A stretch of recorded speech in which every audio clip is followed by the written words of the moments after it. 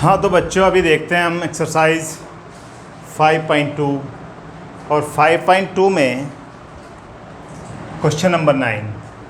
अब आपको एपी बिल्कुल समझ में आ गया होगा कि कैसे हम फर्स्ट टर्म देखते हैं, कॉमन डिफरेंस का पता कैसे लगाते हैं। यदि किसी को अभी तक समझ में नहीं आया तो पहले 5.1 एक्सरसाइज करें, फिर 5.2 के क्वेश्चन नंबर्स 8 तक के कंप्लीट करें।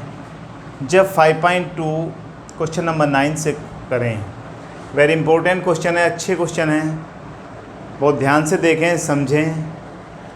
अब बेटा इसने कहा है इफ़ थर्ड टर्म, यानी कि थर्ड मतलब उसकी तीसरे वाली जो टर्म है वो हमें, और नाइन्थ टर्म 4 और -8 है, तो हम लिख देते हैं A3 का मतलब इसकी थर्ड टर्म कितनी है भाई, 4 है। और दूसरे वाला इसने कहा है A9 = -8 है। अब दोनों से हम दो इक्वेशन बनाएं और सोल्व कर दें तो हमें A और D की वैल्यू मिल जाएगी। और जब A और D की वैल्यू मिल जाएगी तो हमें देखना है विच टर्म, यानी कौन सी, यानी कि nthवीं टर्म क्या होगी भाई, 0 होगी। करके देखते हैं।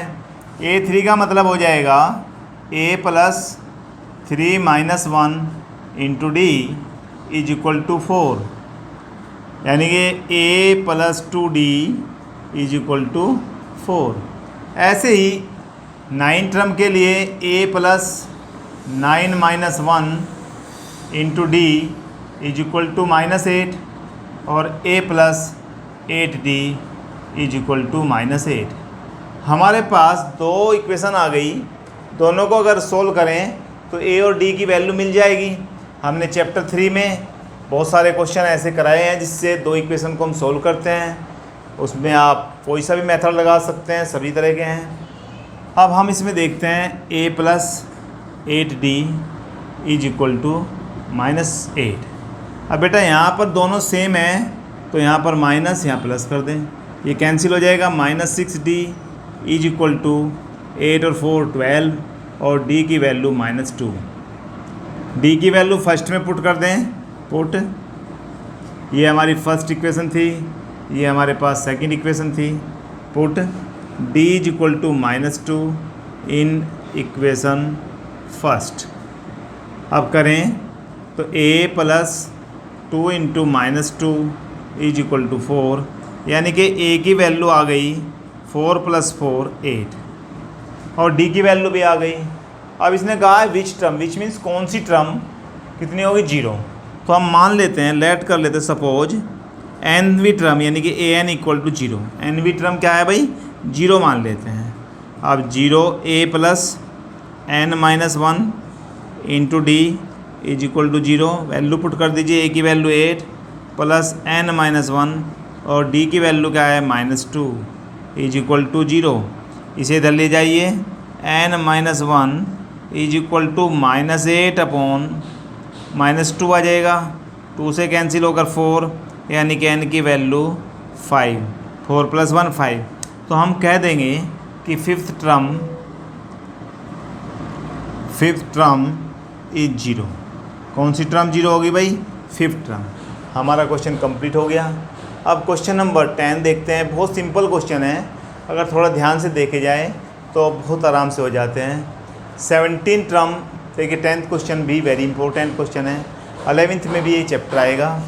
इसने कहा है 17 term of AP exceed it's, बहुत अच्छी कंडीशन दी है, अकॉर्डिंग टू कंडीशन। अगर हम क्वेश्चन के अकॉर्डिंग चलें, उसने कहा है 17 टर्म, तो 17th का मीन्स हो गया A17 = किसके है भाई, exceed it's 10th term by 7, यानी कि 10th टर्म से 7 मोर देन है, तो एक्सीड माने बड़ा है, तो 10th टर्म का मतलब होगा A10 और प्लस क्या कर दे भाई 7, तो A + 17 - 1 × D, यानी कि फॉर्मूला है A + n - 1 × D।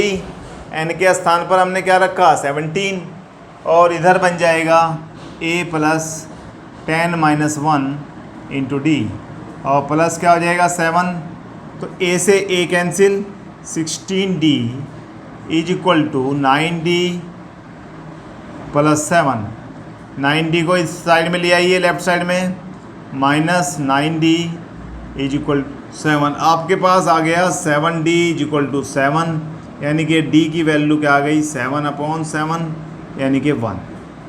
अब D की वैल्यू हमें मिल गई और इसने क्या पूछा था, फाइंड कॉमन डिफरेंस, तो हमारा क्वेश्चन कंप्लीट हो गया। Very simple question.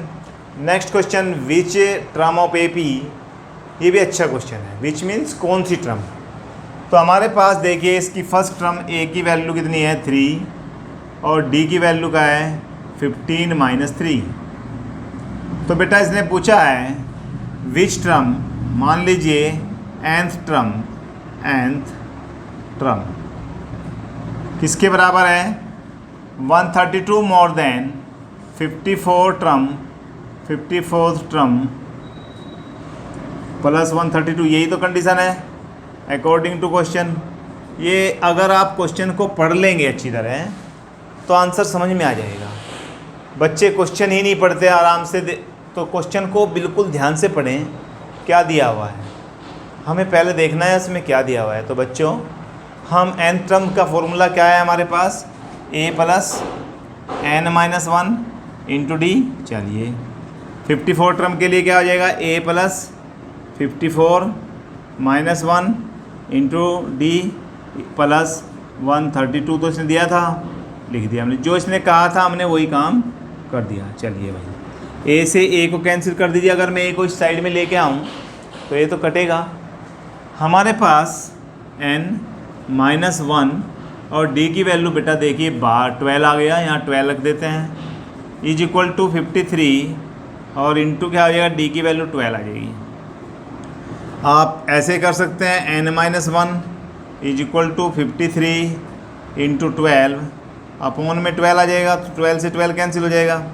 तो n की वैल्यू देखिए हमारे पास, फिर एक बार चेक कर लेते हैं, यहाँ पर 132 भी तो है भाई, प्लस 132, तो प्लस हमारे पास क्या है, अभी सॉरी यहाँ पर हम देखते हैं प्लस में 132 भी है, तो 132 है तो इसे सोल्व करना पड़ेगा पहले। तो हम एक काम करें, n-1 into 12 is equal to 12 3 जा 36, 12 5 जा 60 और 63 बन जाएगा, प्लस 132, आप इसे प्लस कर दीजिए 2 6 8 3 3 9 1 और 6 7, ये किसकी वैल्यू आई n-1 इंटू 12, यानी कि यहाँ से हम 12 को नीचे ले जाएं, n-1 is equal to 798 upon हमारे पास आ जाएगा 12। 12 से देखिए काट के आप फिर एक बार मल्टीप्लाई करके a plus 54 - 1 into D plus 132 इसने दिया था, 12 आ गया यहाँ पे d की वैल्यू, 12 3 जा 36, 12 5 जा 60 और 3 और ऐड हो गया 63, 132 को ऐड किया तो 32 6 8 3 3 6 आएगा भाई, यहाँ पर 6 और यहाँ पर भी 6। कैलकुलेशन आप देख लें, कहीं मिस्टेक हो जाती है तो आप बिल्कुल दोबारा से क्वेश्चन को कर लीजिए। 12 से अगर कैंसिल करें 12 6 जा 72, क्या बचेगा 4 और 12 4 जा 48, यानी कि n-1 इज इक्वल टू 64 और n की वैल्यू 64 प्लस 1, यानी कि n की वैल्यू आपके पास आ जाती है 65। तो हम कह सकते हैं इसने कौन सी टर्म, तो इसका मतलब 65th टर्म इज 132 मोर